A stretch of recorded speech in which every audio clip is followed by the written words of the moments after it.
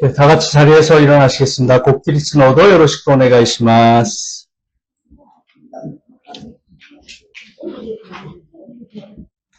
카미와 레이 데스から神を礼拝する人は御霊と真理によって礼拝しなければなりません。アーメン。賛美歌2番です。알아요.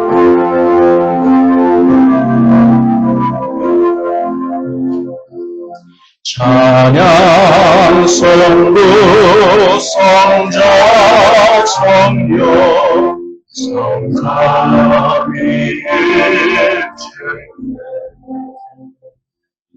영원 무궁하게까지 영광 올리세 영광을 돌리세 아멘.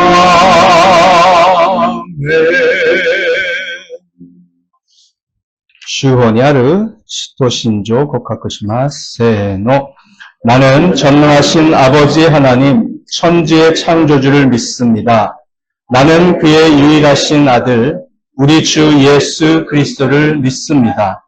그는 성령으로 잉태되어 공정녀 마리아에게 나시고 본디오 빌라도에게 고난을 받아 십자가에 못 박혀 죽으시고 장사한 지 사흘 만에 죽은 자 가운데서 다시 살아나셨으며 하늘에 오르시어 전능하신 아버지 하나님 우편에 앉아 계시다가 거기로부터 살아있는 자와 죽은 자를 심판하러 오십니다.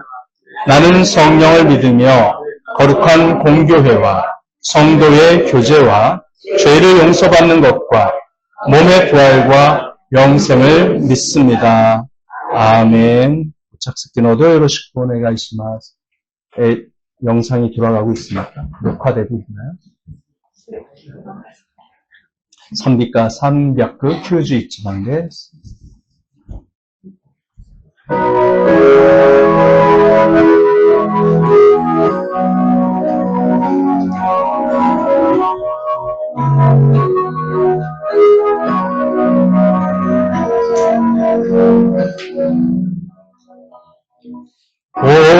오노라운 구세주 예수의 주 전능력의 주시로다.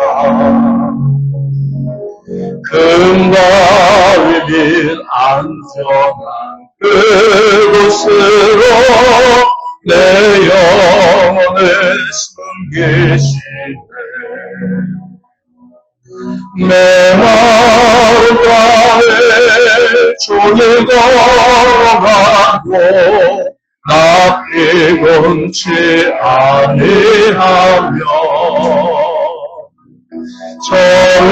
저회와만 내가 애를 빼며 금바위에 숨기시고 주 손으로 돕시네. 오 놀라운 그새 주 예수의 주 내 모든 짐 벗기시네. 죄악에서 날 끊어올리시며 또 나에게 힘주시네. 내 마음과의 종일 걸어가도 나 피곤치 아니하며 저 위험한 곳 내가 애를 빼며 금바위에 숨기시고 주 손으로 돕시네. 주야 은혜로 채우시며 늘 성령에 담아주사 큰 기쁨 춤추니 찬양토록 내 믿음을 보시네. 내 마음 다해 종일 걸어가도 나 피곤치 아니하며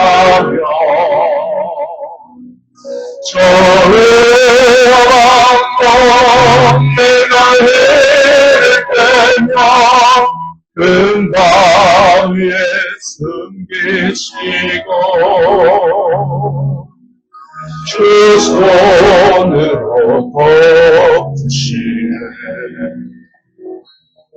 주 예수님 공주에 임하실 때 나 일어나 맞이하리.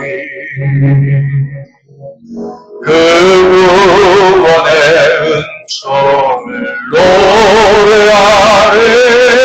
저 천군과 천사 함께 내 마음 다해 종일 걸어가도 나 피곤치 아니하며 위험한 곳 내가 일깨며 금방 위에 숨기시고 주 손으로 덮으시네. 네, 소치 309 주 연방에서 네, 구주 예수를 넣습니다.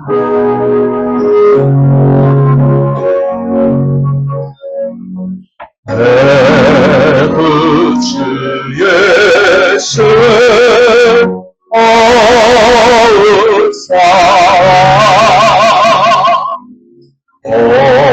엎드려 비는 말 들으소서.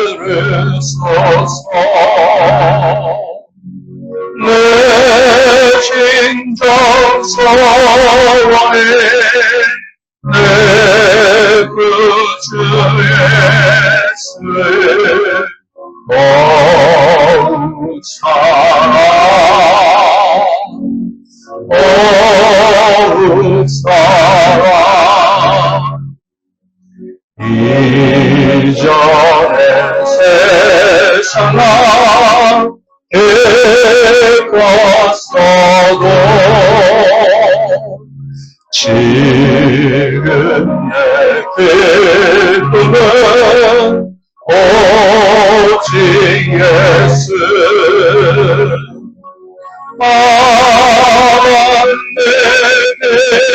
내일만 내 구주 예수 사랑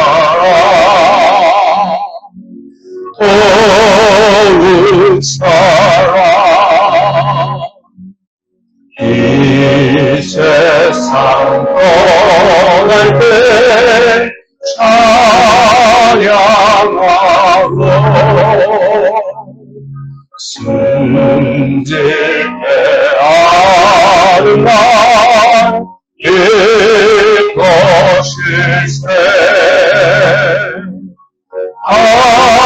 다만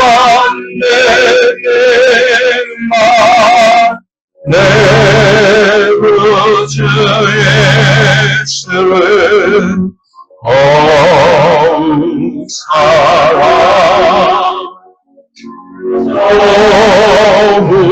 사랑 아멘.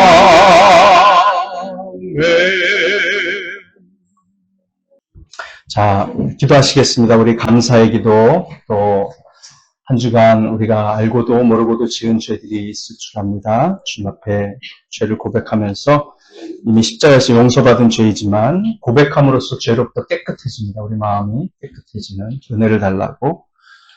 네, 또 세 번째는 오늘 설교를 통해서 은혜 받게 해달라고. 感謝の祈り、悔い改めの祈り、また 메시지 도시대 탁상로 매금이요.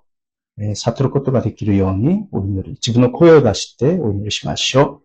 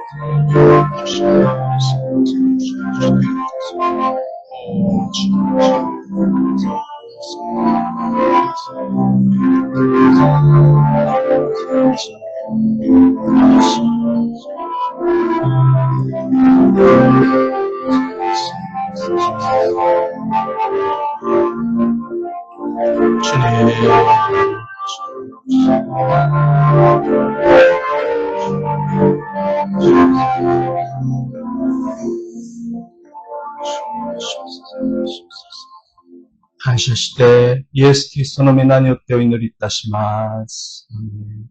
자, 오늘 저희들에게 주신 하나님의 말씀은 신약성경 고린도전서 15장 29절부터 34절까지 말씀입니다. 부활이 주는 세 가지 동기라는 제목으로 말씀 전하겠습니다. 네, 스크린에 나오는 말씀 보시기 바랍니다. 죽은 사람들이 살아나지 않는다면 죽은 사람들을 위해서 세례를 받는 사람들은 무엇하려고 그런 일을 합니까? 죽은 사람이 정말로 살아나지 않는다면 무엇 때문에 그들은 죽은 사람들을 위하여 세례를 받습니까? 그리고 또 우리는 무엇 때문에 시시각각으로 위험을 무릅쓰고 있습니까? 형제자매 여러분, 나는 감히 단언합니다. 나는 날마다 죽습니다. 이것은 우리 주 예수 그리스도께서 여러분에게 하신 그 일로 내가 여러분을 자랑스럽게 여기는 것만큼이나 확실한 것입니다. 내가 에베소에서 맹수와 싸웠다고 하더라도 인간적인 동기에서 한 것이라면 그것이 나에게 무슨 유익이 되겠습니까? 만일 죽은 사람이 살아나지 못한다면 내일이면 죽을 터이니 먹고 마시자 할 것입니다. 속지 마십시오. 나쁜 동무가 좋은 습성을 망칩니다. 똑바로 정신을 차리고 죄를 짓지 마십시오. 여러분을 부끄럽게 하려고 내가 이 말을 합니다만 여러분 가운데서 더러는 하나님을 아는 지식이 없습니다. 아멘. 여러분은 왜 사십니까? 여러분이 현재의 삶을 추구하는 가장 강한 동기가 무엇입니까? 사람들이 인생을 살아가는 동기는 크게 두 가지로 나눌 수 있습니다. 현재밖에 없기 때문에 현재에 충실하게 사는 것이 가장 지혜로운 삶이라는 생각을 가진 분들이 있습니다. 그분들의 삶의 동기는 후회하지 말고 현재를 즐기자는 것이죠. 반면에 부활을 믿는 사람들의 삶의 동기는 좀 다를 수밖에 없습니다. 오늘 자신이 살아가는 삶의 방식이 미래의 삶에 영향을 끼친다고 믿기 때문입니다. 현재가 다가 아니라 미래가 있기 때문에 마냥 즐기면서 살 수는 없다고 생각을 하게 됩니다. 오늘이 죽음 이후의 미래를 결정하기 때문에 그것이 강력한 동기가 되어 오늘의 삶에 영향을 주게 되는 것이지요. 고린도전서 15장 29절부터 34절 오늘 우리가 읽은 말씀은 우리 그리스도인들이 미래에 육체적 부활이라는 놀라운 선물을 받는다는 것이 확실하다는 것을 전제로 하여 그로 인하여 어떠한 삶의 동기를 가질 수 있는가를 강력하게 가르쳐 주고 있습니다. 만일 자신이 미래에 육체적 부활을 할 것임을 믿지 못한다면 이러한 삶의 동기를 절대로 가질 수 없습니다. 왜냐하면 사람들은 실제로 희망이 없는 것에 자신의 삶을 바치지 않을 것이기 때문입니다. 육체적 부활이 우리 그리스도인들에게 가져다주는 세 가지 강력한 삶의 동기는 구원의 동기, 봉사의 동기, 그리고 거룩의 동기입니다. 첫째, 육체적 부활은 구원에 대한 강력한 동기를 줍니다. 29절을 보십시오. 죽은 사람들이 살아나지 않는다면 죽은 사람들을 위해서 세례를 받는 사람들은 무엇 하려고 그런 일을 합니까?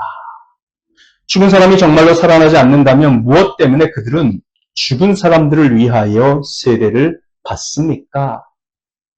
여러분, 이 구절에 대한 해석은 매우 많습니다.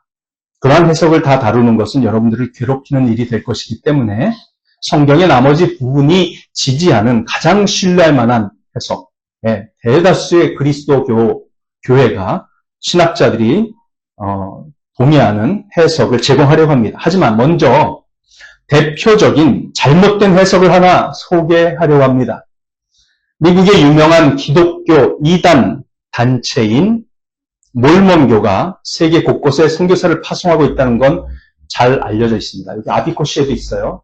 몰몬교는 십자가가 없습니다. 교회처럼 똑같이 생겼는데 십자가만 없어요. 네.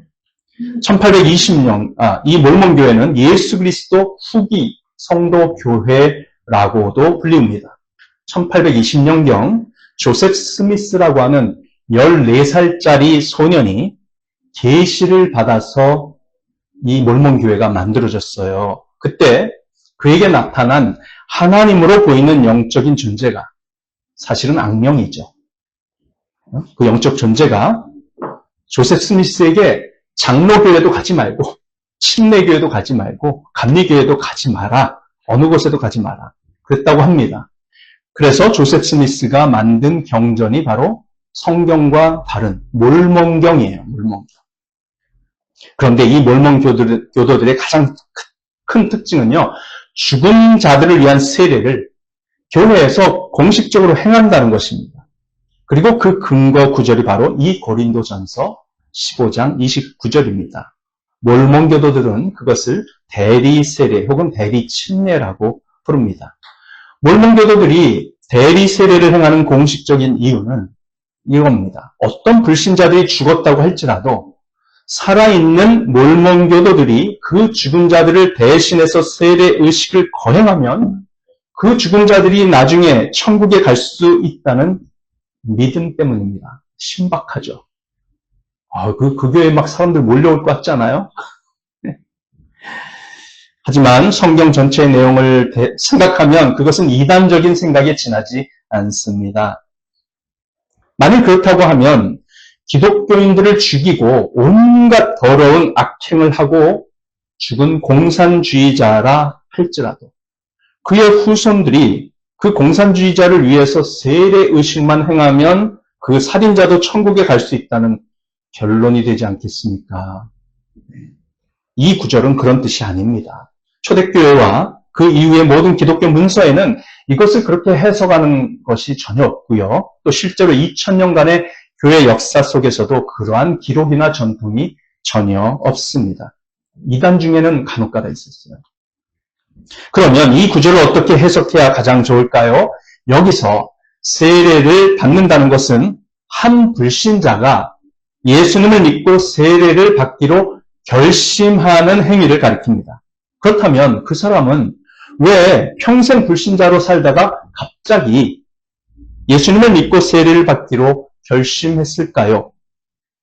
여기서 죽은 사람들을 위하여라는 표현은 두 가지를 의미할 수 있습니다. 1. 죽은 그리스도인들을 천국에서 다시 만나기 위하여라는 뜻. 2. 죽은 사람들이 죽어가면서 남긴 말이나 행동 때문에 이렇게 해석할 수 있습니다. 자, 이러한 해석은 그리스도인의 죽음이 생존자들의 회심으로 이어진다는 것을 말해줍니다. 평생 불신자로 살아왔던 어떤 생존자들은 자신이 사랑하던 죽은 자들을 위하여, 즉 그들을 천국에서 다시 만날 희망을 위하여 예수님을 믿기로 결심합니다. 제가 중학생 때 다니던 교회의 한 남자분은요, 착하고 예쁘고 성실한 그리스도인 아내가 암으로 죽게 되자 초등학생 아이들 2명과 함께 열심히 교회에 출석하며 신앙생활을 하기 시작했습니다. 이유는 2가지였습니다. 하나는 그 사랑하는 아내를 아이들과 함께 천국에서 만나기 위해서였습니다. 다른 하나는 그 아내가 암으로 죽어가면서도 보여주었던 그 평안한 마음과 천국에 대한 확신에 감동을 받았기 때문입니다. 그 아내가 정말 예수 그리스도를 만났고 성령을 받은 사람이라는 가장 확실한 증거가 바로 그런 의연한 모습이었다고 그 남자분은 확신하게 되었던 것입니다. 많은 사람들이 자신이 사랑하던 그리스도인 가족을 다시 천국에서 만날 희망을 품고 그리스도께로 돌아옵니다. 예를 들어 임종하는 어머니가 내 아들아 천국에서 만나자 라고 호소하면 그 아들의 마음은 거의 확실하게 움직여지고 기독교 신앙을 갖게 됩니다. 그러므로 여러분, 혹시 여러분 자녀들이 여러분이 천국 갈 때까지 안 믿으면 꼭 그 유언을 하세요. 울면서 간곡하게 섬기다. 그러면 반드시 믿습니다. 제가 존경하는 김종수 목사님, 이 김종수 목사님이 79세 때 그 당시에 26살이었어요. 그 할아버지 목사님 저한테 큰 절을 하시면서 제가 황송해가지고 박전도사 한국교회를 부탁하네. 그러시는 거예요. 제가 얼마나 감동을 받았는지. 이 김종수 목사님의 간증을 들려드리겠습니다. 김종수 목사님은 연세대학교의 전신인 연희전문학교의 국문과를 나온 국어 교사였습니다. 그는 목사의 아들이었지만 자신의 아버지가 설교를 하다가 뇌출혈로 세상을 떠난 것에 충격을 받고 8살 때부터 40살이 될 때까지는 완전한 불신자로 살았습니다. 교회를 나가지 않았어요. 그러다가 그의 어머니가 암으로 죽어가면서 해주신 말 때문에 예수님을 믿고 목사까지 되었습니다. 어머니가 임종 직전에 종수야 예수님을 잘 믿어야 한다. 응? 이 어미야 천국에서 꼭 만나자. 응? 네가 나에게 모질게 대했던 모든 행동 때문에 너무 자책하지 말거라. 왜냐하면 어머니한테 소주 사오라고 수천 번을 시켰거든요. 세상에 목사 사모한테. 그래가지고 사모님이 술 사가지고 여기 치마폭 이렇게 숨겨가지고 집에 오고 수천 번. 너무 자책하지 말거라. 다 모르고 그랬는 걸 뭐. 내가 다 알아. 꼭 천국에서 만나자. 이러고 돌아가셨어요. 그렇게 말씀을 하시자 김종수는 40살의 학교 선생님이었던 김종수는 통곡을 하고 회개를 한 뒤 목사가 되어 성도들과 함께 5,000명을 전도한 놀라운 삶의 반전을 보였습니다. 그가 거지들에게도 깍듯이 대하며 사랑을 실천하는 교회를 세워나간 것은 많은 사람들에게 감동을 주었습니다. 이런 경우 불신자들은 죽은 사람들을 위하여 자신이 예수님을 믿고 세례를 받게 됩니다. 그들은 자신이 사랑하던 사람들의 신앙적인 모습을 보고 임종 때 한 말을 들으면서 그들이 반드시 부활할 것이라는 확신을 가진 것을 보았습니다. 그리고 그 확신에 감동을 받고 자신도 그 사랑하는 자들과 만나려면 부활하신 예수님을 믿고 자기 자신도 육체적인 부활을 꼭 해야 한다고 생각하게 된 것이지요. 이처럼 육체적인 부활은 누군가에게는 사랑하는 사람을 반드시 천국에서 만나고 싶다는 소원을 일으키고 구원을 받게 만드는 강력한 동기를 제공합니다. 무엇보다도 죽음 앞에서 보이는 그 그리스도인들의 부활의 희망은 죽음에 대해 두려워하고 암울한 마음을 가지고 있는 다른 사람들에게 구원받고 싶다라는 마음의 동기를 제공하게 되죠. 그러한 사실을 보여주는 생생한 사례가 또 하나 있습니다. 1939년부터 1940년 3월까지 벌어진 핀란드 러시아 전쟁 당시의 이야기입니다. 이 이야기는 러시아 적군에 맞서 싸운 7명의 핀란드 군인 중 한 명이었던 노르덴부르크라는 이름의 엔지니어가 쓴 겁니다. 핀란드 사람이에요. 그 당시 소위였던 것 같아요. 장교, 소위. 그 사람이 쓴 글입니다. 그 노르덴부르크라는 핀란드인이 러시아와의 전쟁에서 경험한 충격적인 회심의 내용, 자기가 예수님을 믿게 된 그 경위를 쭉 기사로 쓴 겁니다. 제가 읽어드리겠습니다. 저는 핀란드를 위해 자원 입대했습니다. 그리고 마네르헨 장군의 군대에서 장교로 임명되었습니다. 정말 끔찍한 시기였지요.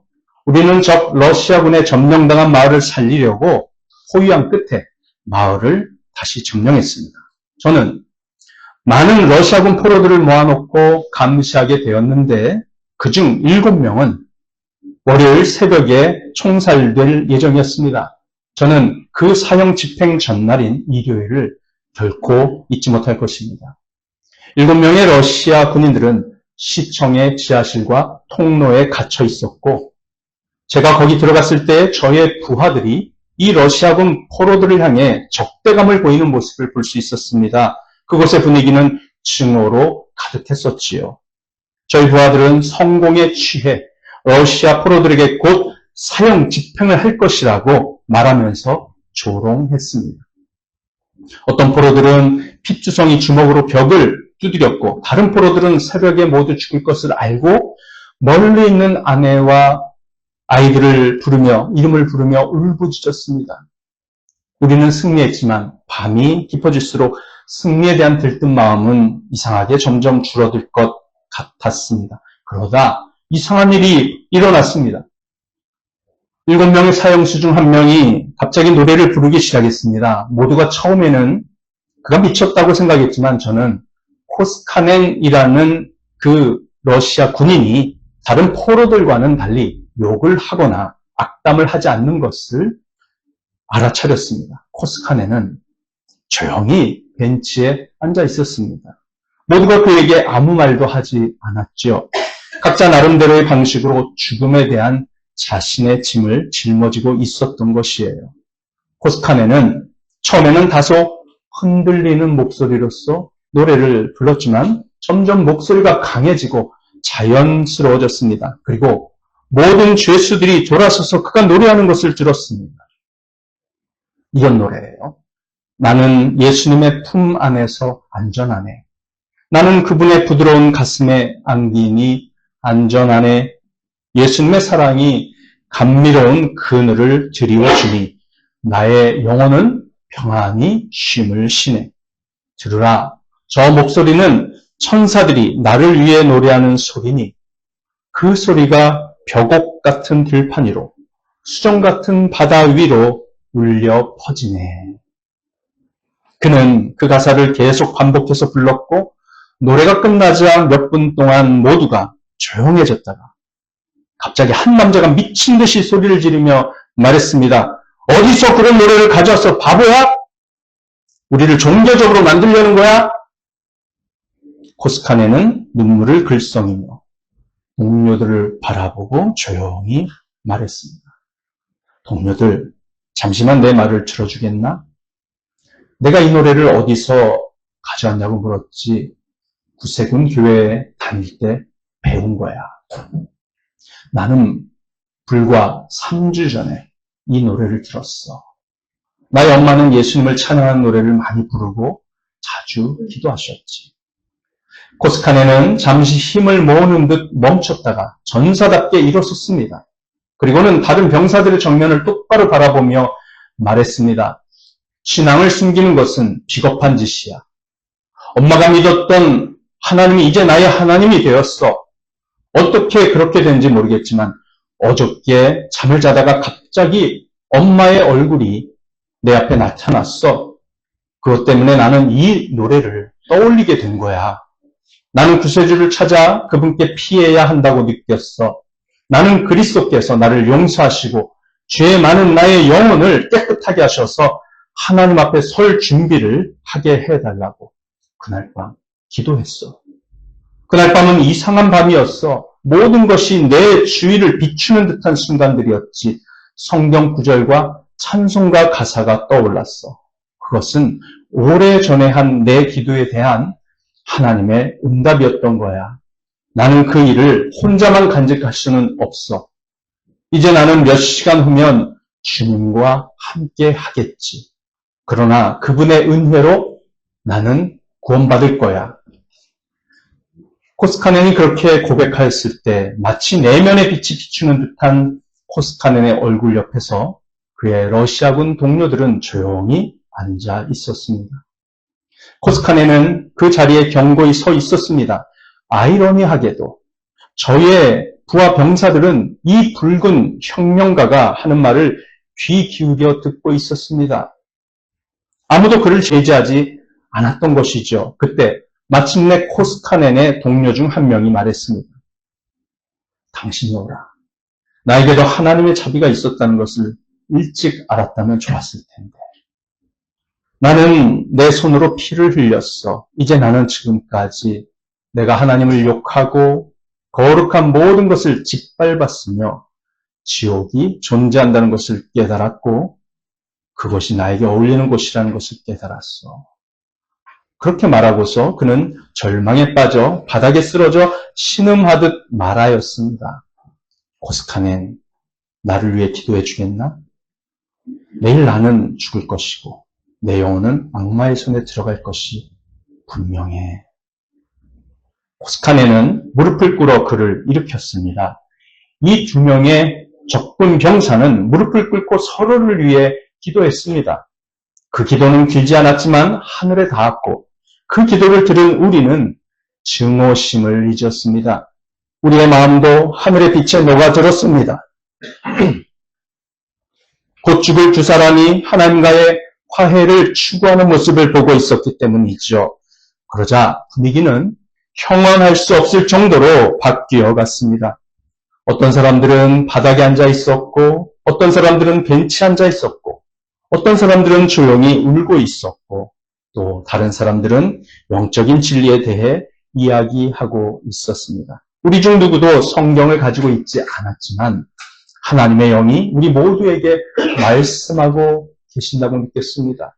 밤이 거의 지나고 날이 밝아오고 있었습니다. 아무도 잠을 자지 않았습니다.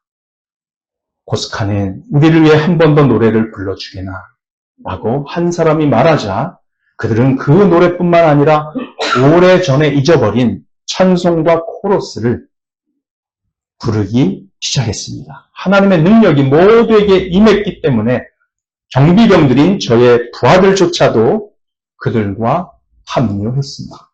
이제 좀 추운가 봐요. 온도를 조금. 저 뒤에요, 뒤에.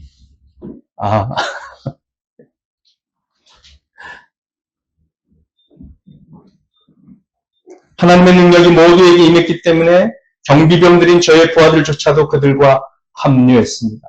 유서 깊은 시청 지하에서 모든 것이 바뀌었고 이른 아침 시간에는 어린 양 예수 그리스도의 보배로운 피를 찬양하는 노래가 울려 퍼졌습니다. 그때 시계가 아침 6시를 가리켰고 저는 이 사람들에게 자비를 베풀 수 있기를 바랬지만 명령을 수행해야 하는 입장에서 그것이 불가능하다는 것을 알았습니다. 두 줄에 우리 군인들에게 둘러싸여서 그 7명의 러시아 포로들은 처형장으로 걸어갔습니다.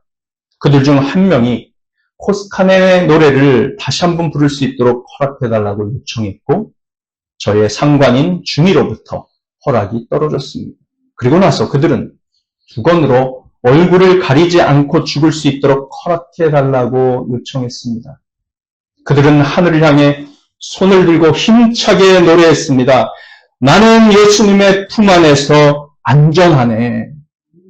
마지막 소절이 끝나자 중위가 총을 쏘라는 명령을 내렸고 우리는 조용히 기도하며 고개를 숙였습니다.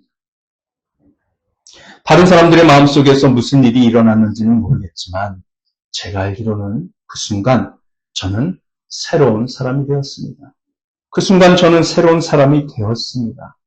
저는 그날 그리스도를 만났으며 또한 그분의 가장 사랑스럽고 어린 제자 중 한 명을 만났습니다. 그리고 저도 예수님의 제자가 될 수 있다는 것을 깨닫기에 충분히 생생한 사건을 보았습니다. 어떻습니까, 여러분? 참 비극적이면서도 아름다운 이야기이죠. 여러분도 아시다시피 예수님을 믿는 사람의 마음속에 있는 영생과 부활의 희망을 보고서 그리스도께로 나아오는 사람들이 있습니다. 29절이 바로 그런 것을 가리킵니다. 부활이 없다면 어떻게 그런 일이 일어나겠느냐는 것이지요. 자, 이렇게 부활은 구원의 동기가 됩니다. 둘째, 육체의 부활은 우리에게 봉사에 대한 강력한 동기를 가져다 줍니다. 30절에서 이렇게 말합니다. 그리고 또 우리는 무엇 때문에 시시각각으로 위험을 무릅쓰고 있습니까? 형제자매 여러분, 나는 감히 단언합니다. 나는 날마다 죽습니다. 이것은 우리 주 예수 그리스도께서 여러분에게 하신 그 일로 내가 여러분을 자랑스럽게 여기는 것만큼이나 확실한 것입니다. 내가 에베소에서 맹수와 싸웠다고 하더라도 인간적인 동기에서 한 것이라면 그것이 나에게 무슨 유익이 되겠습니까? 부활의 소망을 제거하면 예수 그리스도를 위한 모든 봉사의 동기를 잃게 될 것입니다. 왜일까요? 사람들이 기꺼이 고통을 감수하고 기꺼이 인내하고 어떤 대가를 치르더라도 그리스도께서 명하시고 그분이 기뻐하시는 일을 하려고 하는 이유는 두 가지이기 때문입니다. 하나는 예수님께서 십자가에서 그들에게 보여주신 놀라운 사랑 때문이죠. 다른 하나는 자기들이 그리스도를 위해서 수고하는 모든 봉사가 영원한 결과를 가져올 것이라는 사실을 알기 때문입니다.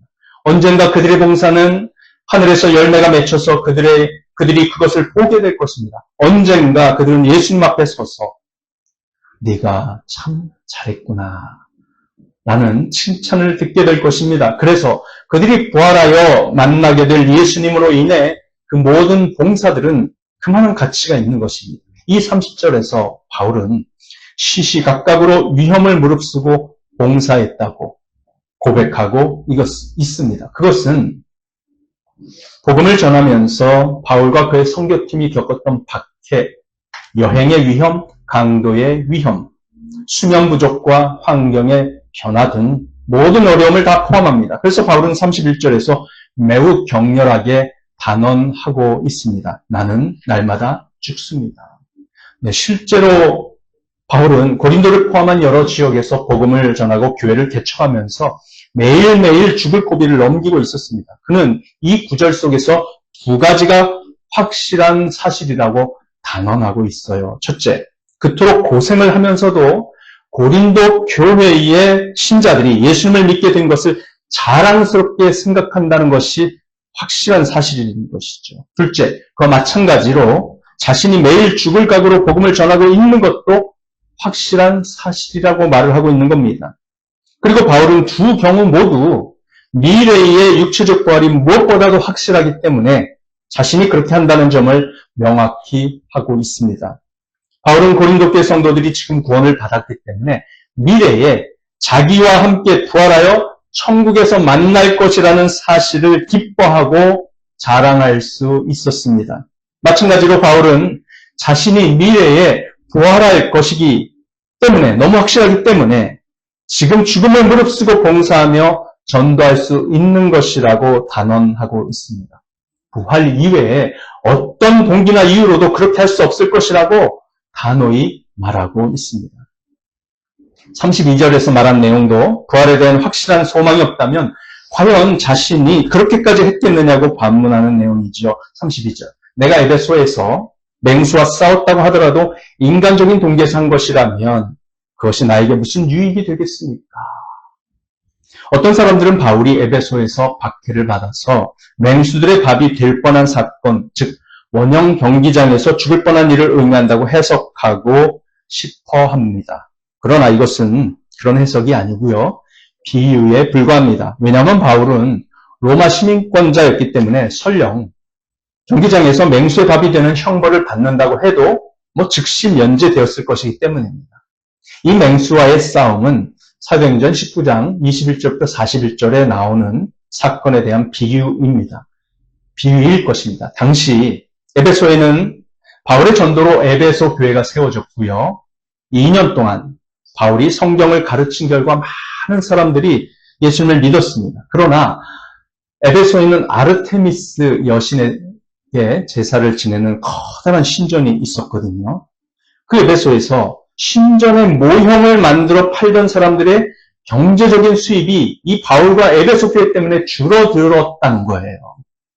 사람들이 복음을 들으면 미신에서 벗어나게 되기 때문에 그런 것이죠. 그래서 그 아르테미스 신전 모형을 만들어 팔던 조합 사람들이 에베소 시민들을 선동해서 수도 세기 어려운 사람들이 바울의 일행을 죽일 듯이 달려들었던 소요 사태가 일어났던 것입니다. 정말 살떨리는 살해 위협에 험악한 말들이 오갔던 것입니다.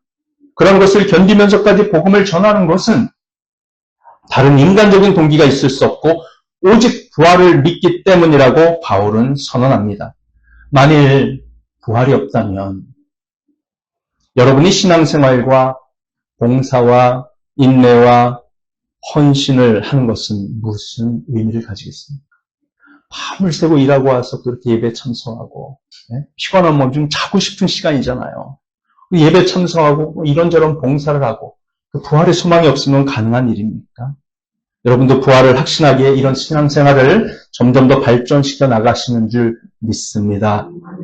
부활에 대한 확신이 없었다면 스데반이 돌팔매질을 당하여 죽어가면서도 자신을 죽이는 살인자들을 용서해달라고 기도할 수 없었을 것입니다. 전해져 내려오는 이야기에 따르면 예수님의 제자 베드로의 형제 안드레는 십자가에 매달려 죽을 때까지 죽어지지 않아서요. 며칠 동안 십자가에 못 박힌 채 살아있었다고 합니다. 그걸 견뎌내는 것은 그러면서도 예수님을 부인하지 않고 끝까지 참으신 부활에 대한 소망. 베드로도 그리스도를 위해 자신의 삶을 송두리째 바쳤으며 마지막에는 로마 황제 네로의 박해로 인해 거꾸로 십자가에 못 박혔습니다. 바울도 네로에 의해 미치광이 황제죠. 30대 초반에 자살했어요. 사람들 그렇게 죽이고 자기 어머니도 죽이고 아내도 죽이고 네로. 바울은 네로에 의해 교수형을 당했습니다. 부활이 없다면 그 사람들이 그런 일들을 견딜 수 없었을 것입니다. 봉사의 동기입니다. 세 번째, 육체적 부활은 거룩한 삶에 대한 동기를 제공합니다. 부활을 믿지 않으면 성화라는 동기를 없애는 것입니다. 32절, 33절입니다. 만일 죽은 사람이 살아나지 못한다면 내일이면 죽을 터이니 먹고 마시자 할 것입니다. 속지 마십시오. 나쁜 동무가 좋은 습성을 망칩니다. 똑바로 정신을 차리고 죄를 짓지 마십시오. 여러분을 부끄럽게 하려고 내가 이 말을 합니다만 여러분 가운데서 더러는 하나님을 아는 지식이 없습니다. 부활을 믿지 못하면 사람들은 거룩한 삶을 살지 않을 것입니다. 왜냐하면 이 세상이 끝이기 때문입니다. 즐거움과 쾌락을 계속 추구하면서 살 것입니다.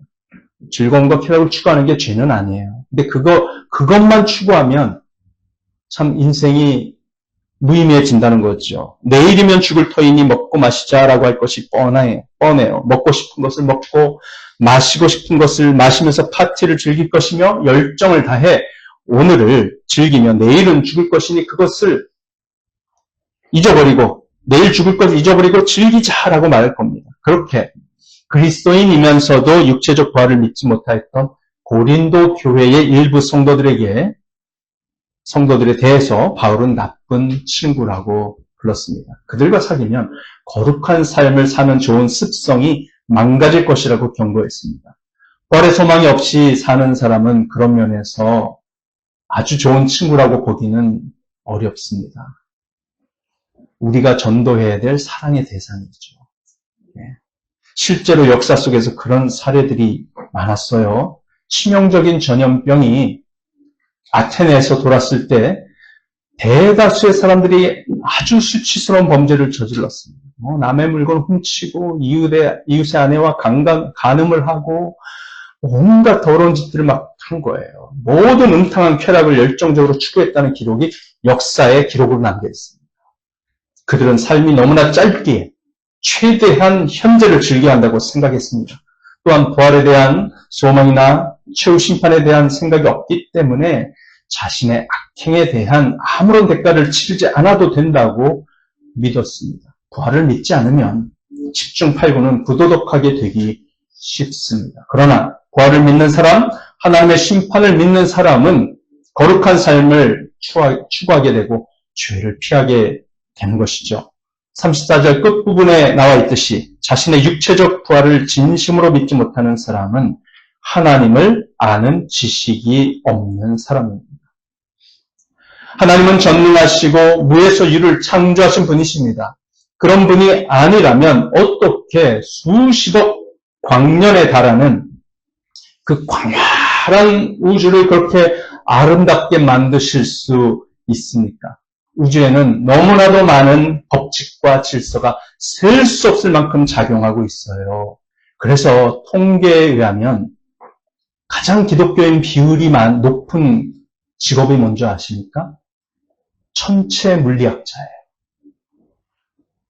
통계에 의하면 재밌게도 천체를 연구하는 과학자들의 90%가 성경을 믿는 그리스도인이라고 합니다.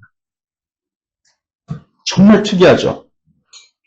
그 아름답고 광활하고 정교하고 질서 있는 우주를 보면 전지전능하신 창조주가 만든 것이 분명하지 절대로 우연히 그렇게 되었을 가능성은 없다고 그 90%의 과학자들은 결론을 내리게 된 것입니다. 여러분이 하나님의 창조를 믿지 못하겠거든 우주의 아름다움을 보여주는 다큐멘터리와 영상을 자주 보시든지 천체망원경을 사가지고 매일 밤 하늘을 보시든지 좀 해보세요. 믿지 못하겠거든. 진심으로 권합니다. 90%는 그리스도인이 될 것입니다. 그런 능력이 하나님을 믿는다면 어찌 육체적 부활이 불가능하다고 말할 수 있겠습니까? 육체적 부활은요, 하나님의 능력 앞에서는 너무나도 간단하고 쉬운 일입니다. 하나님을 제대로 알고 믿으면, 그리고 하나님이 창조한 세계를 제대로 본 적이 있다면 부활이 없다고 감히 말할 수 없습니다. 창조주 하나님을 믿지 않고는 우주의 광활한 아름다움과 인체의 신비와 미생물의 세계의 정교함을 설명할 방법이 없으리라 생각합니다. 말씀을 맺겠습니다. 부활이 없다면 우리는 다른 사람으로 하여금 구원받게 할 수 없습니다.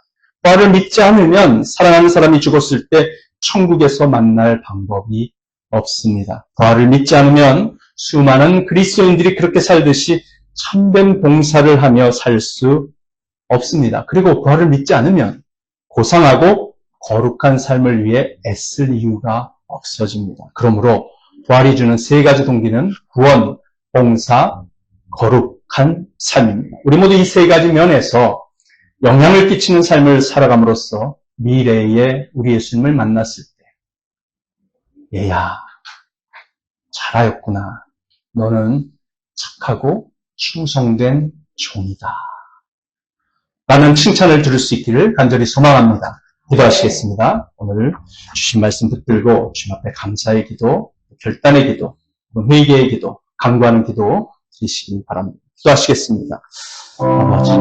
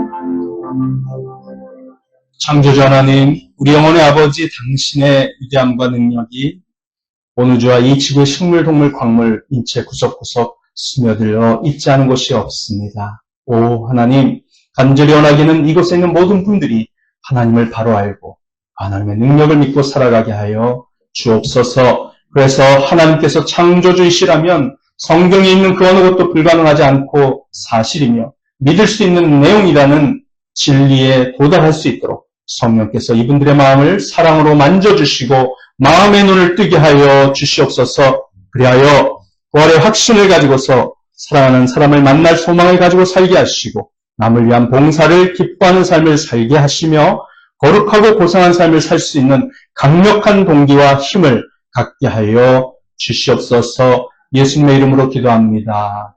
아멘. 우리 찬송가 164장 169주 4番の賛美捧げます。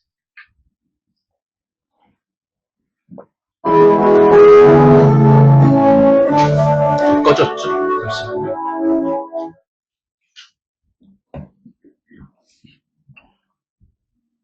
네, 64장입니다. 네, 이제 나옵니다. 네,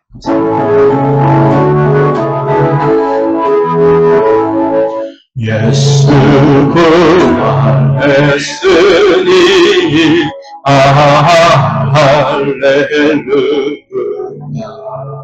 만민 찬송하여라 할렐루야 소리로 가요 할렐루야 이 나오나예요 할렐루야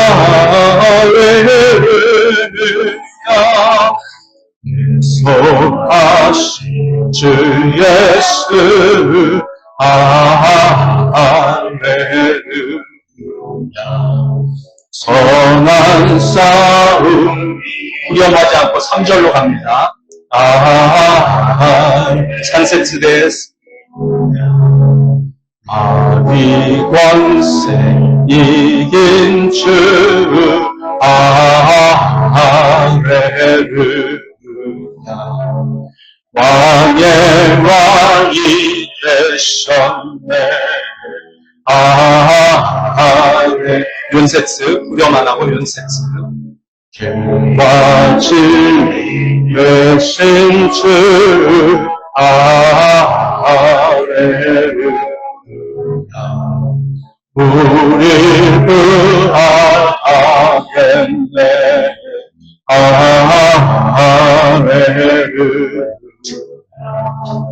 정말 생명 되시네 할렐루야 우리 구하겠네 할렐루야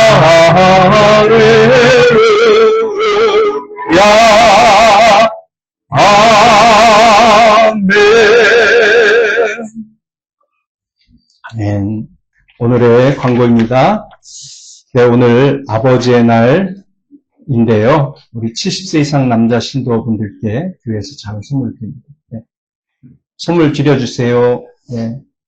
우리 권사님들 하나씩 앞에 세 분 권사님 나오셔서 하나씩 주셔서 70세 이상 되신 세 분께 주시기 바랍니다. 한 분은 아니 우리 예. 미야라 카즈오 상, 소미야 마사오 상, 키쿠치 상, 치치노히ですので、父の日のプレゼントです。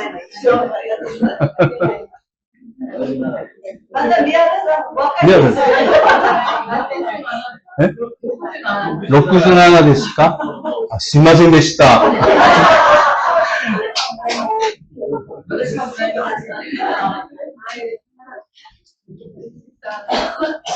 そうですね。橋本さんより若く見えますけれども、私が。誤解しました。いや、69じゃないですか ?67 なので、70？ 70ですかあ、そうです。本当？すいません。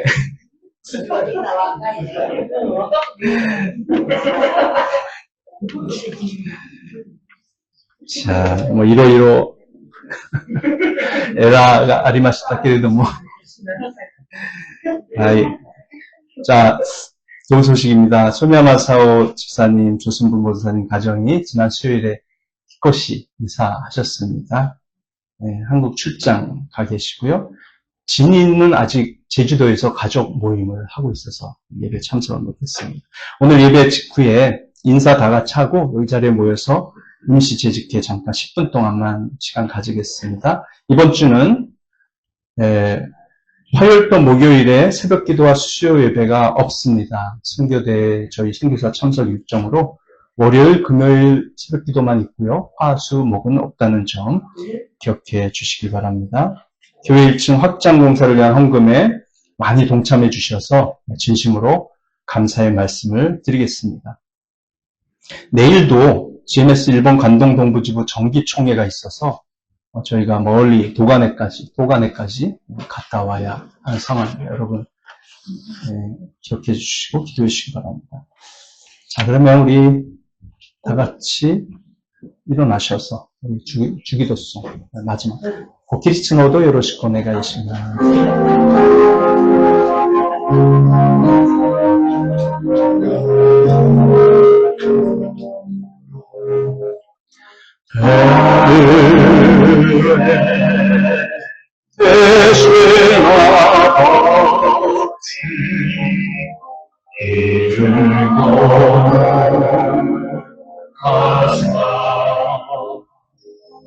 주님 나라 마시고 드시는 것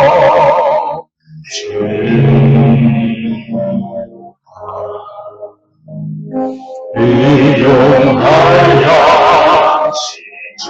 지으시고 우리의 큰 죄가 용서하시고 또 시험에 들게 마시고 악에서 원하소서. 내게 주의 나라 주의 권세 주의 영광 영원히 아멘.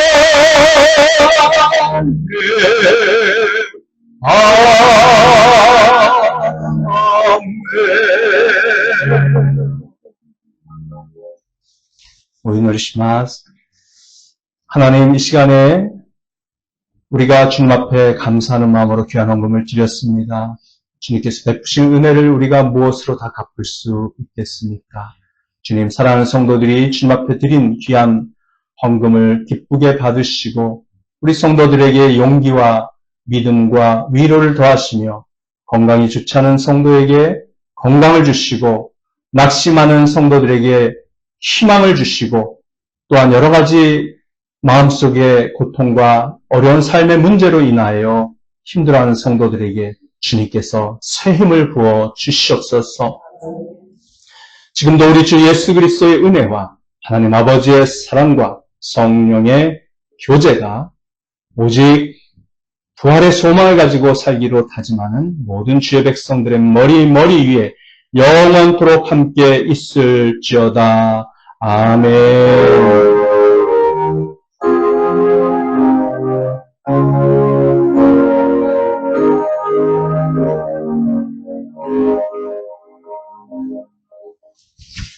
아이사치 시마시오까. 사랑하고 축복합니다.